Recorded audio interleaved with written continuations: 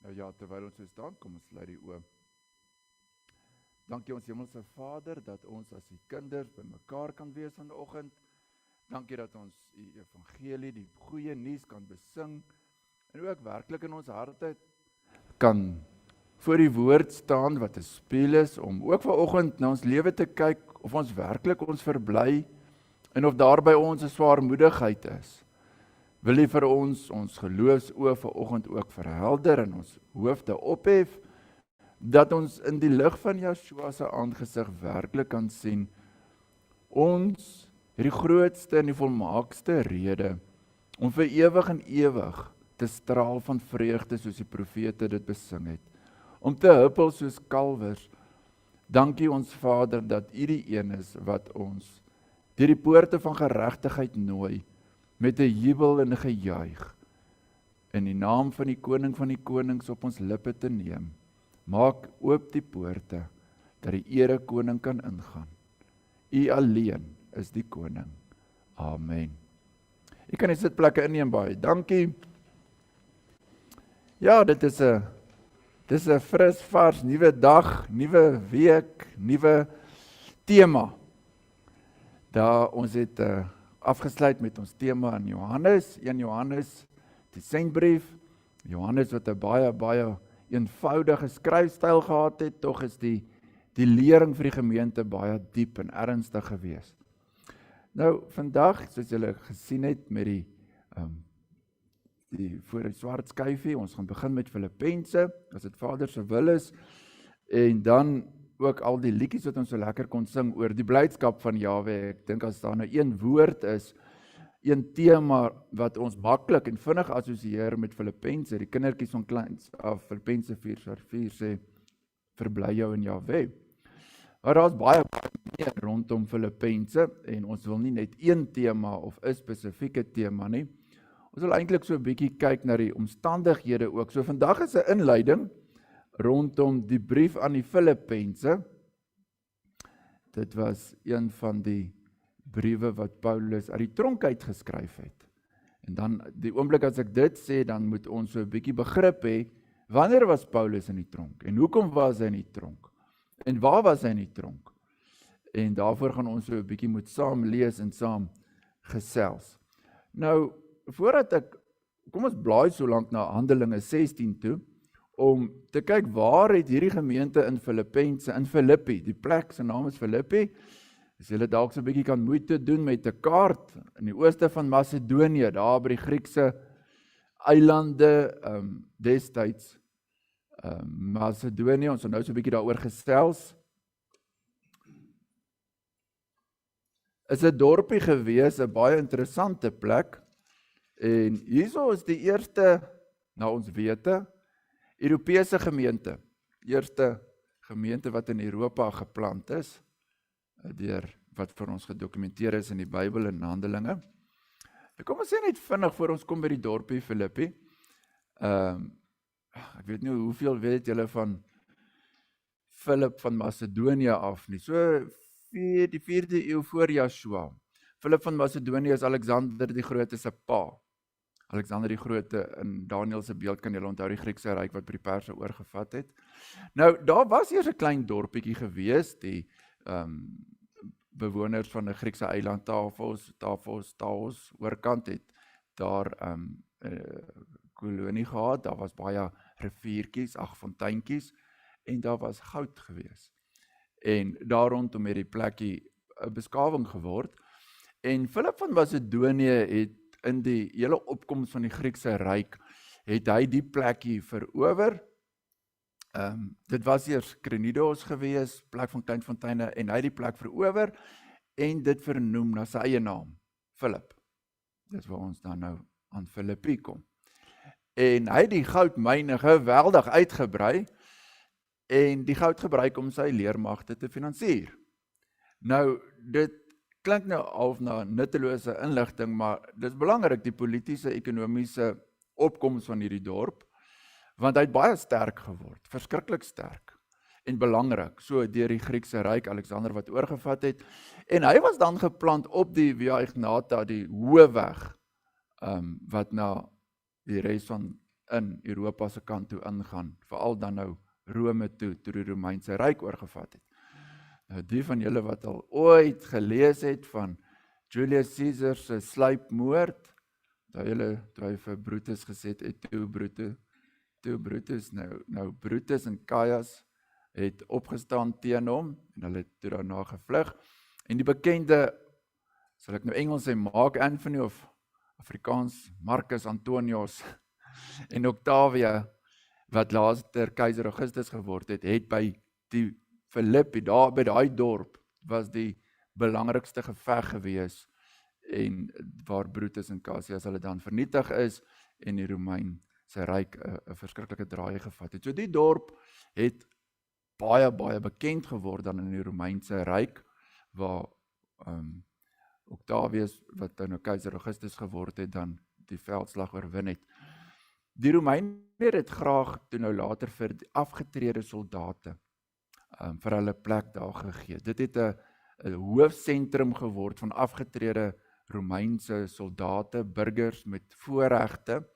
Nou as julle die boek die Filippense goed ken, of die geskiedenis, sal dit dadelik begin klokkies lui.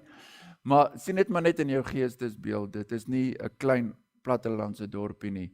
Dit is 'n redelike belangrike dorp, dan veral met hierdie politiese agtergrond, met Romeinse soldate wat daar gewemel het, uit afgetrede soldate, en dan die handelsroete, 'n dorp wat so op die handelsroete lê, is 'n redelike besige plek.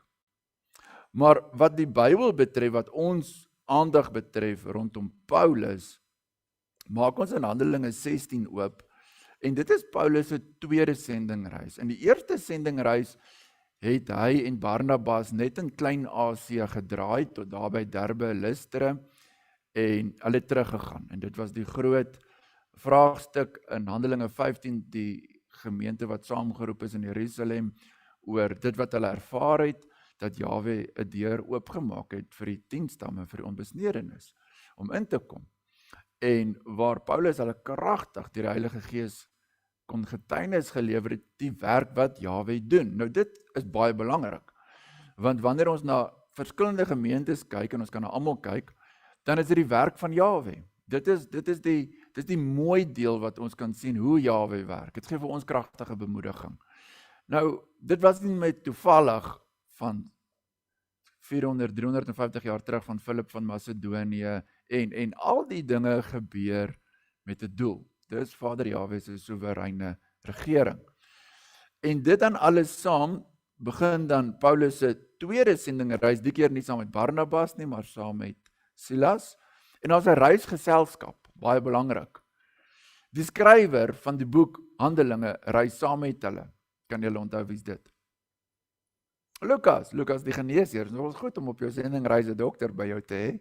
Prakties is dit baie goed.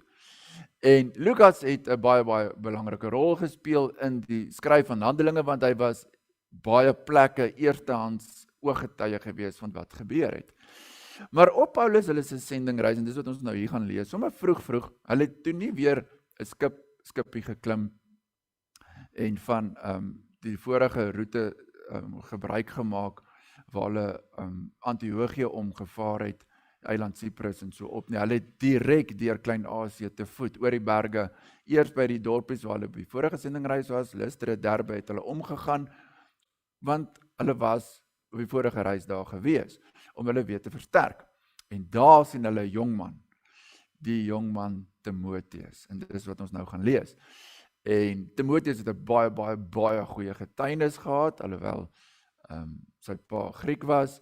Paulus het hom geneem en hom besny, en Timoteus sou 'n baie groot rol speel dan nou in die reis vorentoe. Maar ons gaan dit nou ook sien, dat die Heilige Gees het baie sterk in Paulus se lewe gewerk, om nie daar op die tweede sendingreis tyd te verwyl in Klein-Asië nie. Alhoewel hy op die vorige reis, en later in sy lewe, Petrus en hulle daar sou kom, Kappadosie, Bitinië, Galasië, nie nou nie. Op hierdie stadium was daar iets nie, ons weet is die Heilige Gees wat hom gedryf het, om verby te hou, tot hy dan aan die kant van, ek word nou eintlik kaart en julle kan sien my hande begin al hoe besigger te raak, want ek sien dit in my geestesoog, tot heel aan die weste kant van Klein-Asië, Turkye, kom by Troas. En dis waar hy 'n nagesig kry van 'n Macedoniër. Dis nou waarheen ons op pad is, wat vir hulle sê, kom help. Maar kom ons lees dit. Handelinge 16, kom ons lees net die laaste 2 versies van Handelinge 15. Handelinge 15 vers 40, maar Paulus en Silas het Silas gekies en afgereis, nadat hy deur die broeders aan die genade van God opgedra was. En hy het Sirië en Cilicië deurgegaan en die gemeentes versterk, dis waar hy die vorige keer was. En hy het in Derbe en Lystra aangekom en daar was 'n disipel met die naam van Timoteus, seun van 'n gelowige Judeese vrou, maar van 'n Griekse vader. Hy het goeie getuienis gehad van die broeders in Lystra en Ikonium. Julle kan gerus agter in julle Bybels na die diens of 'n bietjie vanmiddag gaan kyk, hierdie dorpies en kyk of julle hulle raak sien. Paulus wou hê dat hy Timoteus saam met hom op reis sou gaan, en hy het hom geneem en besny ter wille van die Judeërs wat in daardie streke was, want hulle het almal geweet dat sy vader 'n Griek was. En op hulle reis deur die stede het hulle die verordeninge wat deur die apostels en die ouderlinge in Jerusalem vasgestel was, sien Handelinge 15, aan hulle oorgegee om te onderhou. En die gemeentes is versterk in die geloof en het elke dag vermeerder in getal. En hulle het deur die land Frigië en Galasië gegaan, omdat die Heilige Gees hulle verhinder het om in Asië die woord te verkondig. En toe hulle by Mysia kom, het hulle probeer om na Bitinië te gaan, maar die Gees het hulle dit nie toegelaat nie. So het hulle dan Mysia verbygegaan en na Troas afgekom. So, ons sien duidelik hierdie dryf na Troas toe. En dan sien ons in vers 9, en Paulus het 'n gesig in die nag gesien, dat daar staan 'n Macedoniër wat hom smeek en sê, kom oor na Macedonië en help ons. En toe hy die gesig gesien het, het ons dadelik probeer om na Macedonië te gaan, omdat ons versekerd was dat Jahwe ons geroep het om die evangelie aan hulle te verkondig. Ons het dan afgevaar van Troas en reguit koers gehou na Samotrage en die volgende dag na Neapolis en daarvandaan na Filippi, wat die eerste stad is van daardie deel van Macedonië, 'n kolonie. En ons het in hierdie stad 'n paar dae deurgebring. Hierdie is Paulus se eerste sendingreis, min of meer 51 of 51 na Joshua, die jaartal, hou dit in gedagte. Nou hier is 'n interessante insident. Op die Sabbatdag, vers 13, het ons uitgegaan buitekant die stad langs 'n rivier waar die gebruikelike bidplek was. En ons het gaan sit en met die vroue gespreek wat daar by mekaar gekom het. En 'n vrou met die naam van Lydia, 'n purperverkoopster van die stad Thyatira. Thyatira, waar sit hy? Julle in Klein-Asië, né? Thyatira is een van die 7 gemeentes in Openbaring. So sy kom van 'n ver plek af. En sy het goeie handelsvermoë gehad. Sy was 'n purperverkoopster. Dit was 'n baie kosbare middel waarmee hulle die linne gevlek het. Sy het baie vermoëns gehad. Sy was bedrywig. Sy was heel aan die gang. En Jahwe het 'n spesifieke ontmoeting met haar hierso in vers 14. En 'n vrou met die naam van Lydia, 'n purperverkoopster van die stad Thyatira, 'n godsdienstige vrou, het geluister. Jahwe het haar hart geopen om ag te gee op wat deur Paulus gesê is. Pragtig, né? Dis Jahwe se werk. En toe sy in haar huisgesin gedoop is, het sy by ons aangedring en gesê, as u oordeel dat ek in Joshua glo, kom dan in my huis en bly daar. En sy het ons gedwing. Pragtig, né? Nie veel van 'n keuse vir Paulus hulle gee nie. Sy het 'n pragtige groot, kom ons noem dit 'n gastehuis gehad, weens haar handel en so was sy vermoënd geweest. En Paulus, hulle het haar regtig nie, en dit is belangrik wat ek nou sê, hulle het nie haar geld gesoek nie. Ons gaan later sien in die gemeente van Filippi wat sy rol het gawes gespeel. Maar sy sê, as hulle 'n oordeel dat ek opreg is en werklik Jahwe dien, kom dan na my huis toe. En Paulus, hulle het daardie pragtige getuienis, sy dien Jahwe opreg. En sy sou 'n groot rol speel in hierdie gemeente. Wel, ek raai, 10-1 het die gemeente in haar huis begin. Haar huis was dalk die grootste, sy het dalk 'n saaltjie of 'n vertrek gehad. En terwyl ons op die pad was, na die bidplek kom 'n slavin met 'n waarsêende gees ons tee, wat vir haar eienaars deur waarsêery groot wins ingebring het. Sy het Paulus en ons, sien julle Paulus en ons, so wie's die ons? Lukas hulle, sien julle die eerste persoon. So Lukas is besig om te vertel wat hier gebeur. En gevolg en geskree en gesê, hierdie manne is dienaars van God, die Allerhoogste, en hulle verkondig aan julle die weg van verlossing. Nou dink julle self net gou 'n bietjie aan Paulus, wat absoluut oortuig is, Jahwe stuur om Filippi toe, en hulle klim die eerste, beste, vinnigste boot, oor die eilandjies, Griekse eilandjies, Neapolis kom aan by die eerste stad, Filippi, en hulle gaan na die gebruikelike bidplek, daar was soos ek gesê baie fonteine, riviertjies, en hulle raak deel van hierdie beweging waar die mense, godsdienstige mense bymekaar kom, en wat 'n groot ervaring wanneer Paulus sien, maar is Jahwe wat in Lydia se werk, hard werk, en hierdie woord, hierdie prediking dra vrug. Hier gebeur iets kostelik. Ek dink die opgewondenheid tussen Paulus en Lukas en klein Timoteus, ek sê klein jong Timoteus, was groot. Maar ek wil amper sê, net sodra hulle spoed vang, kom 'n groot beproewing. Hierdie vrou met die waarsêende gees. Nou onthou, dis 'n moderne stad. Dit is nie vir die stad 'n probleem nie. Sulke goed mag gebeur. Jy kan nie al gaan aankla by die stadsraad of dit is deel van die Romeinse kultuur gewees. Daar by Delphi, 'n bietjie af onder in Griekeland, was baie sulke gebruike van toordery, heksery, waarsêery ensovoorts. Maar Jahwe het 'n plan, alles werk ten goeie mee vir die wat na Jahwe se voorneme geroep is. En dan weet ons, ek wonder, almal ken seker die verhaal, dat Paulus nie die eerste keer nie, maar na 'n tyd het hy die gees uitgedryf. Kom ons lees maar so 'n bietjie verder, en waar bring dit vir Paulus en vir Silas? Dit het sy lank gedoen, vers 18, en baie ontevrede daaroor het Paulus hom omgedraai en vir die gees gesê, ek beveel jou in die naam van Yeshua Messia om uit daar uit te gaan, en hy het op dieselfde oomblik uitgegaan.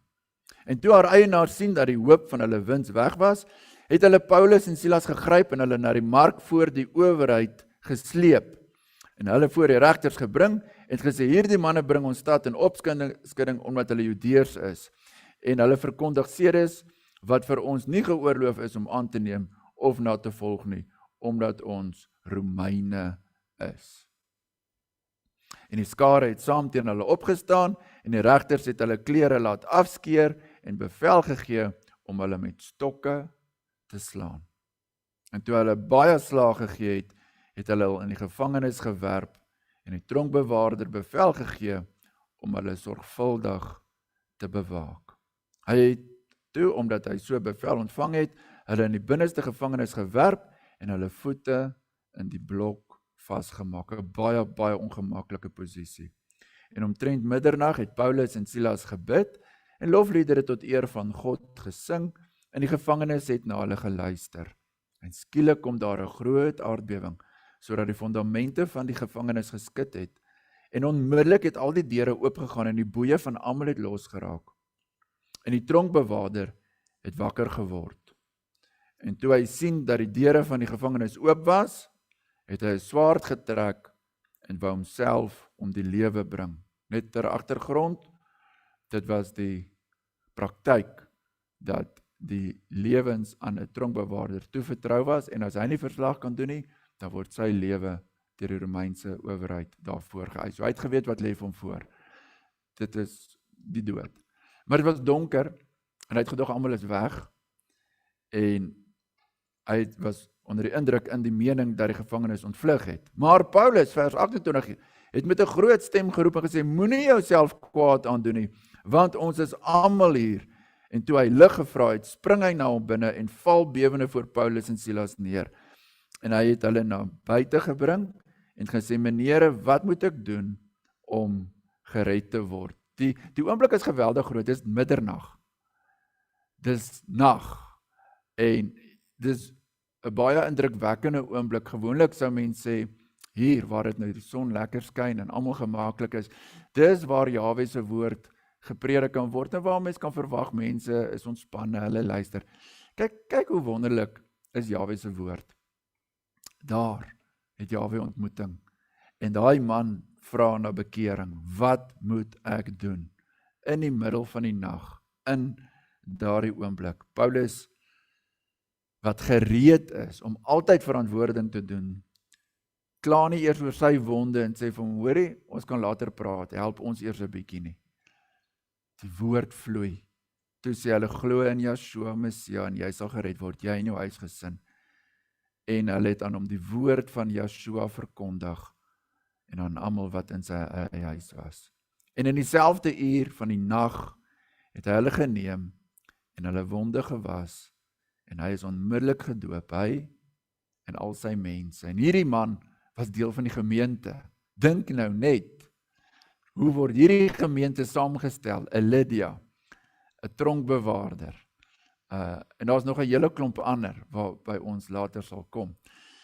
En so is Jahwe besig aan Handelinge met Pinkster, lees ons, en Jahwe het by die gemeente bygevoeg die wat gered was.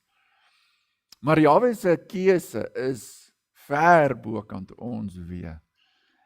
Die belangrike is, hy voeg by, hy bring tot bekering. En dis wat vir Paulus, hulle soveel bande, geloofsgemeenskap, dit wat Johannes oorskryf, ons het geloofsgemeenskap, hier sien ons dit in praktyk, en dit is hoekom hierdie gemeente van Filippi baie naby aan Paulus aan die hart was.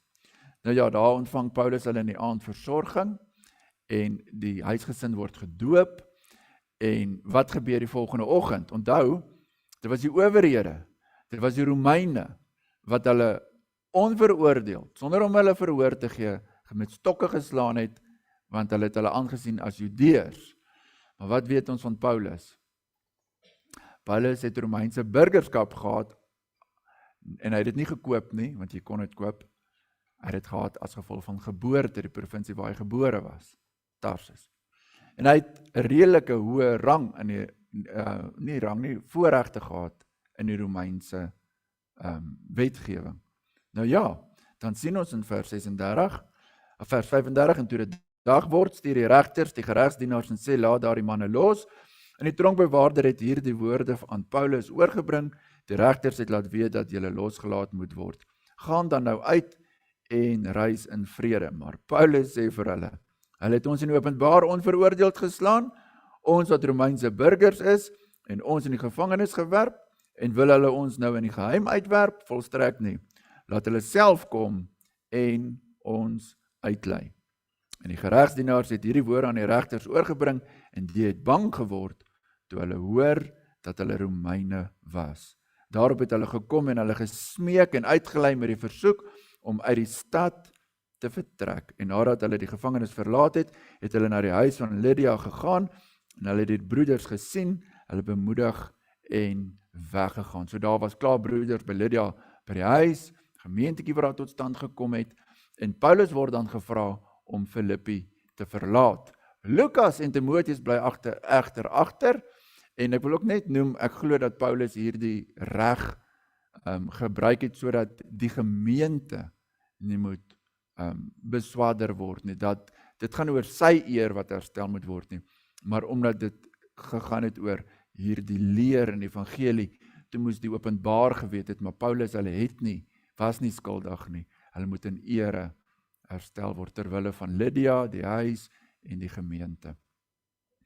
Nou, Paulus vaar daarvan af, of hy gaan eers verder na die volgende dorp, Thessalonika, en daar in Thessalonika was ook weer vervolging na Berea toe, en dan gaan hy af onder na Athene toe, en ons ken die verhaal dan verder in Korinthe, en dan is hy alleen daar vir 'n tydperk, en dan is dit hierdie gemeente, nou ek gaan nie al die tekste nou gee nie, want dit gaan 'n lang Bybelstudie wees, dan is dit hierdie gemeente van Filippi wat 'n liefdesgawe vir Paulus stuur, waar hulle 'n baie sensitiwiteit gehad het, maar Paulus het behoeftes gehad, en hulle bring vir hom, maak 'n offer by mekaar, en hulle stuur dit vir hom, vir sy behoeftes, en vir die verspreiding van die evangelie.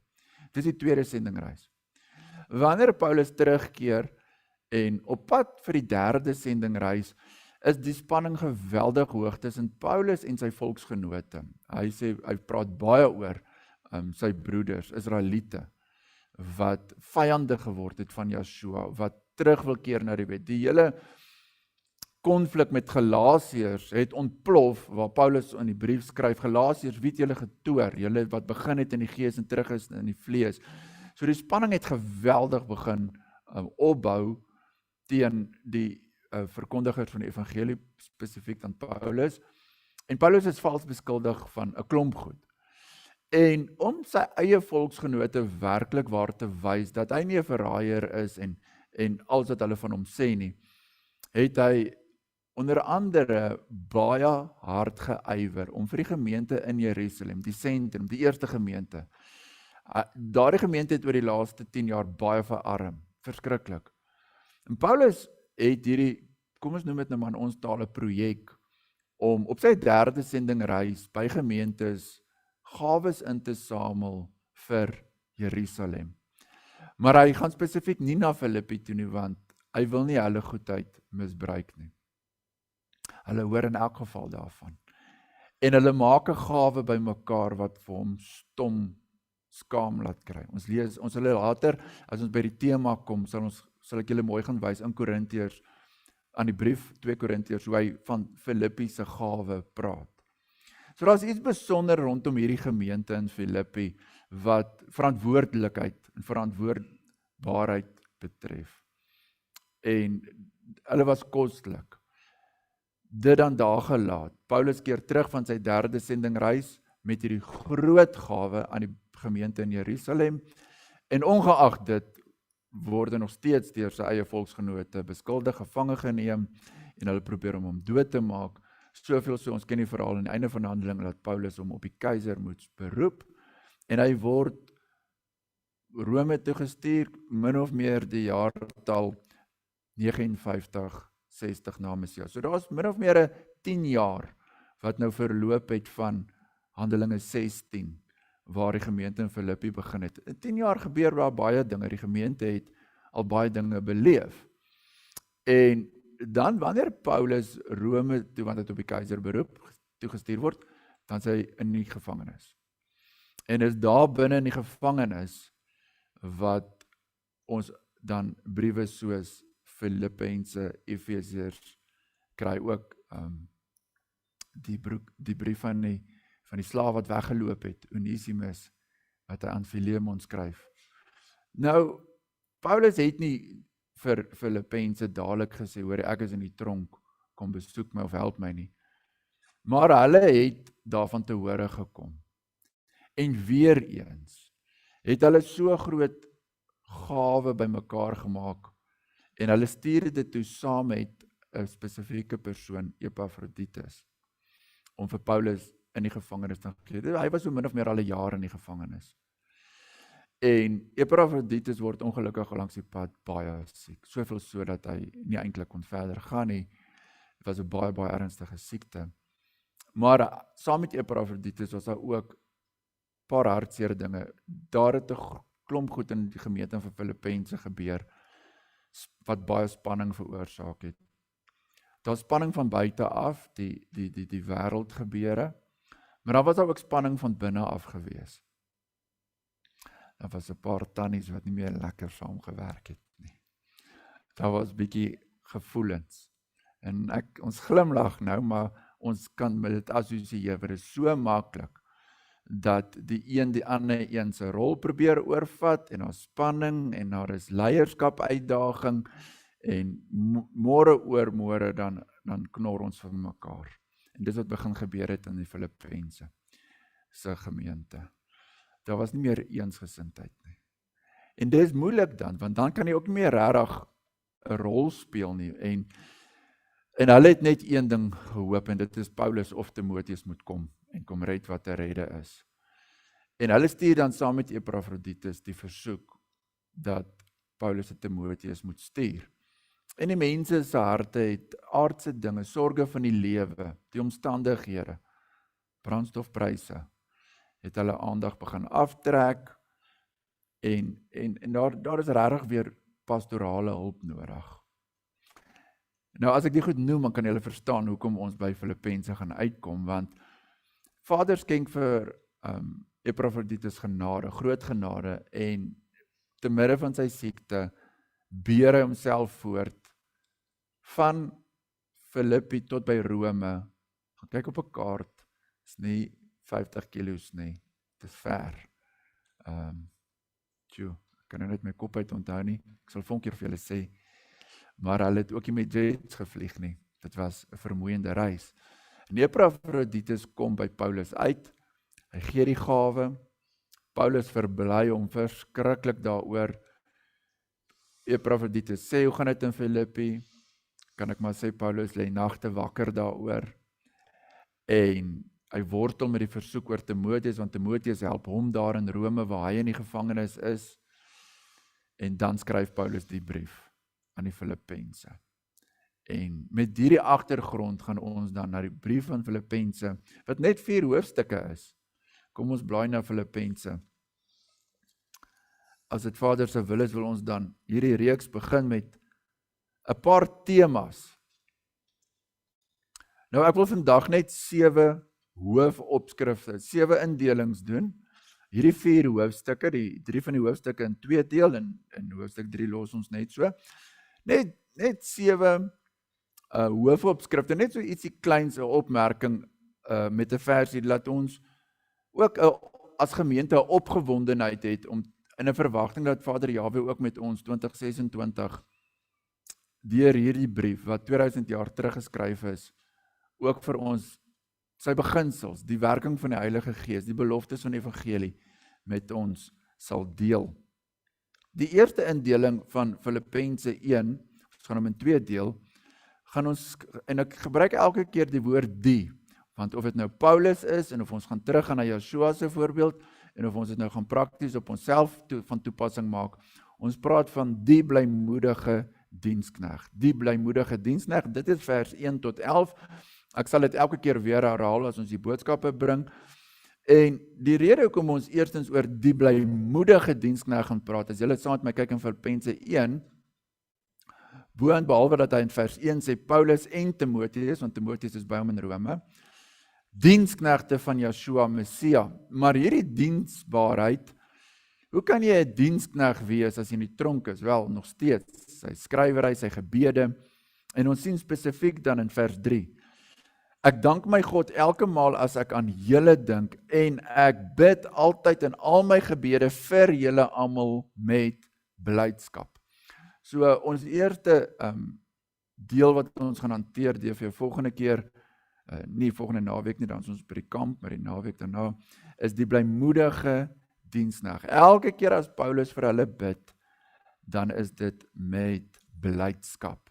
Daar was rede vir hom om te kwel en te kommer, en ongemaklik te raak, en vies te raak, maar die fokus is die blydskap. En dan die tweede deel, vers 12 tot 30, gaan ons gesels oor die positiewe gevangene. Die positiewe gevangene, as ons in vers 12 kyk, waar Paulus sê, ek wil hê dat julle moet weet, broeders, dat wat my wedervaar het, en dit is daar 'n geweldige vervolging in Jerusalem, 2 jaar wat hulle hom nie kon verhoor het nie, slegte omstandighede, al hierdie dinge, eerder op die bevordering van die evangelie uitgeloop het, sodat my boeye openbaar geword het. Net daardie ingesteldheid, as daar nou een ding is wat ons verlang, is om deur die Heilige Gees in ons lewe volwasse te word, om te sien dat alles werk ten goeie mee vir Jahwe se kinders.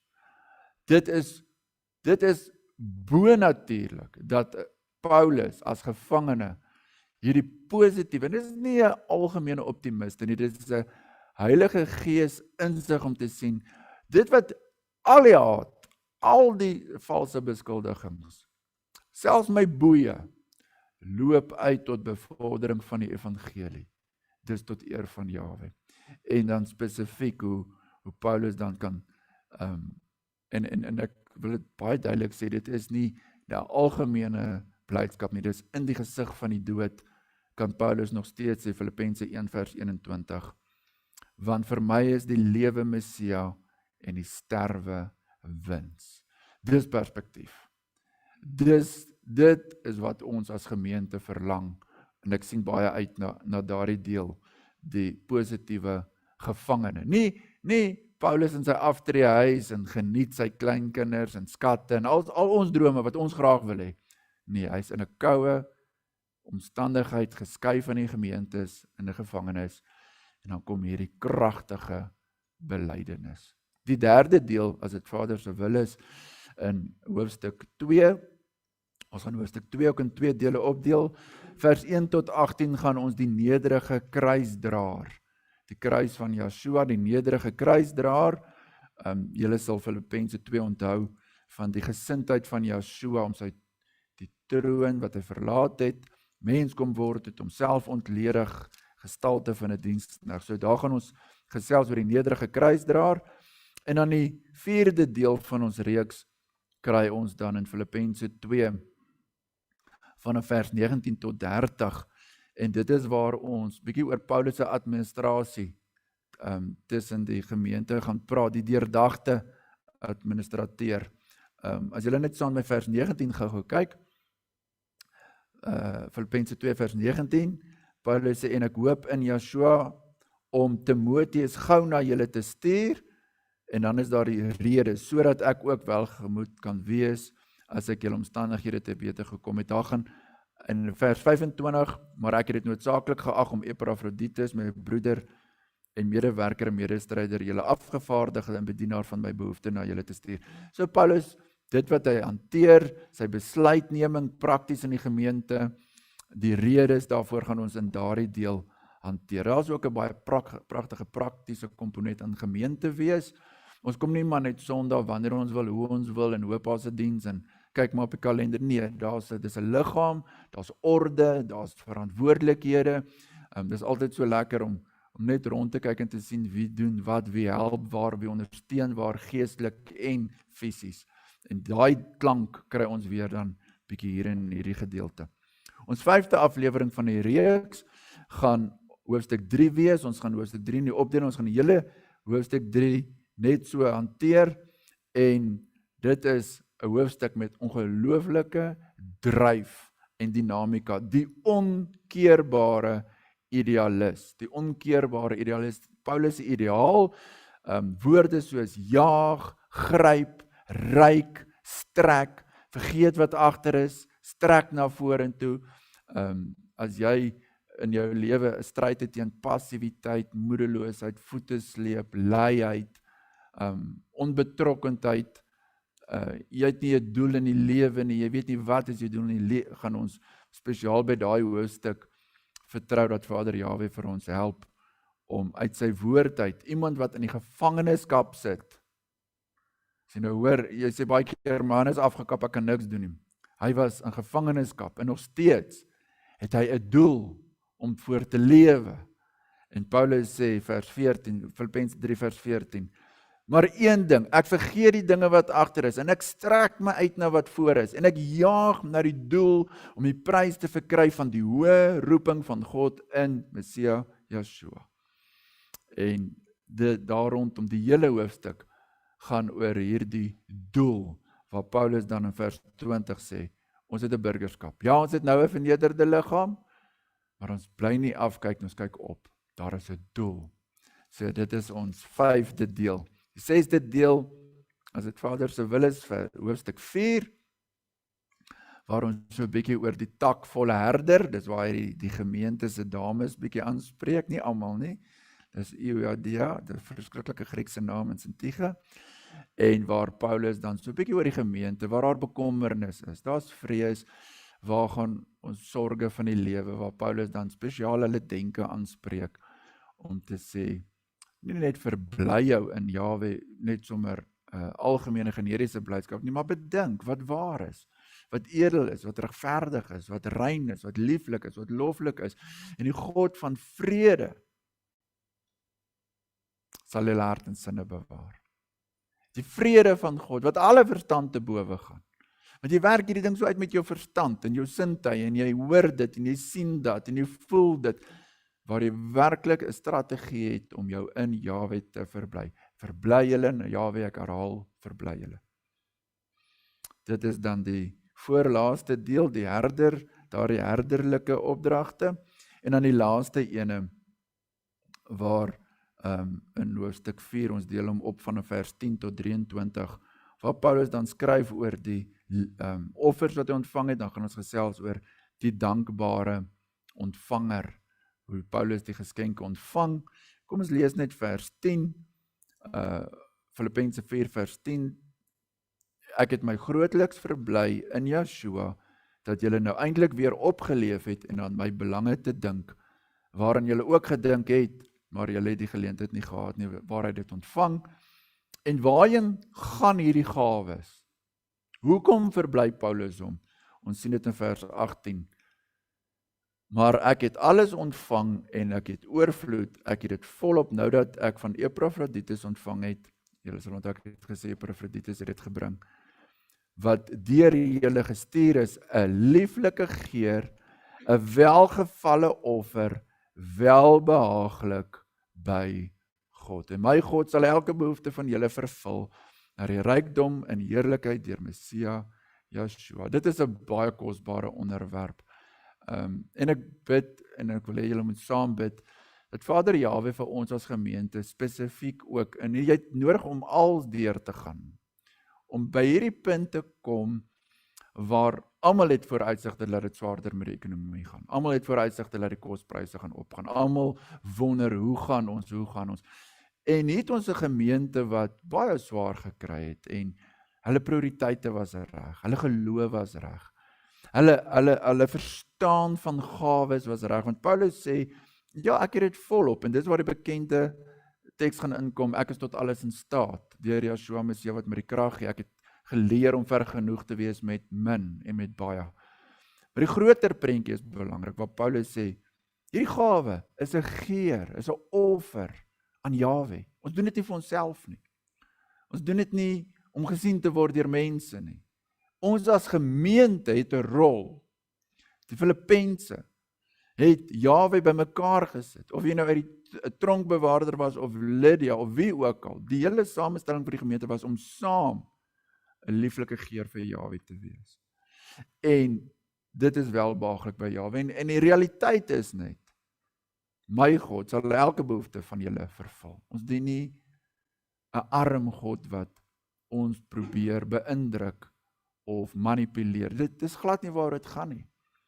So ons sien in hierdie gemeente van Filippense die rykdom, die heerlikheid van Jahwe in oorvloed. En dis my gebed dat ons wel, dat dit 'n vorming sal wees. Dit is soms moeilik as ek nie elke Sondag hier is nie, maar dat ons die tyd tussenin sal gebruik om self 'n bietjie te lees, daar te oordink, dit bidend deur te gaan, dalk 'n bietjie gaan kyk, kruisverwysings.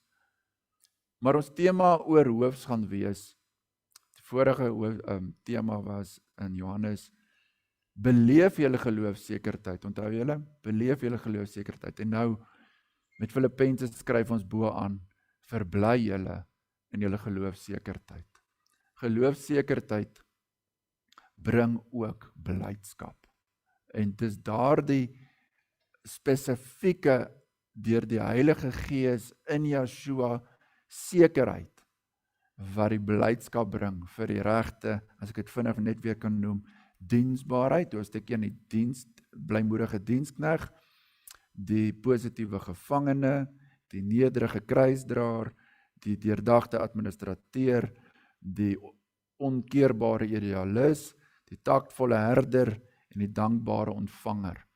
As jou hart vol is van die werk en die teenwoordigheid en die liefde van die Heilige Gees, dan gaan dit oor in al hierdie fasette waar Paulus moes dien, 'n voorbeeld wees, raad gee, voorstap, raas of vermaan of sy blydskap gee. Ek dink bietjie daaraan aan die praktiese. As jy met iemand, as jy vir die gemeente iets moet sê, aan die een kant het hulle jou baie gehelp en ondersteun op die een vlak, maar op die ander kant is daar mense wat aangespreek moet word. Dit is nie maklik nie. Dit is nie maklik om nie betrokke te raak in 'n fete nie. Kant kies. Mense hoor mos net wie se kant kies jy. En ek dink daar is regtig vir ons baie lering en wysheid in die boek Filippense.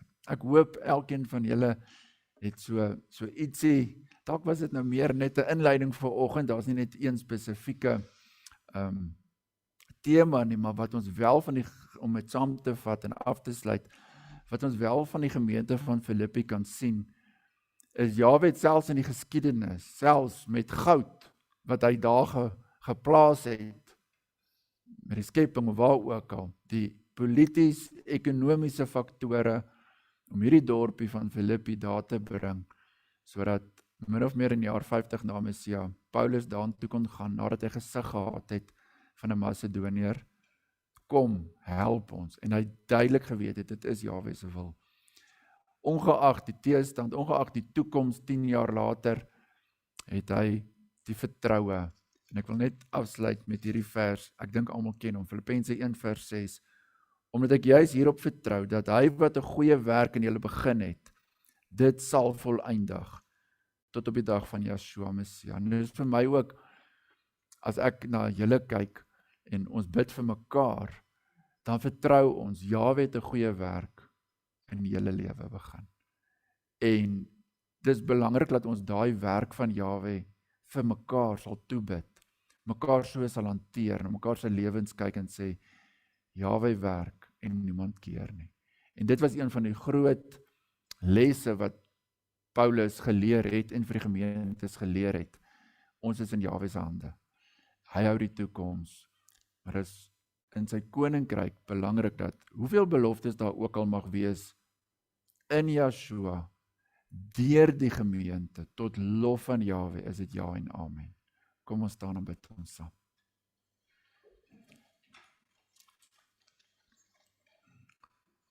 Almagtige Vader Jaweh, baie dankie dat ons Bybels in Afrikaans het en die kosbare woord wat meer is as net woorde.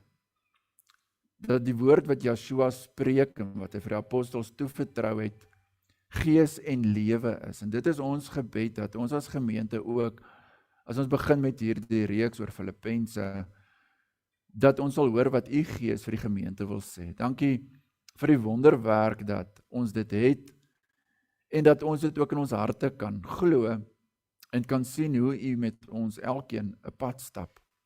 En daarom dank ons u dat die goeie werk wat u begin het, dat u dit sal voltooi. Ons dank u dat ons hierdie wedloop van geloof ook hierdie week kan aanpak, met die oë gefestig op Yeshua Messia. Amen.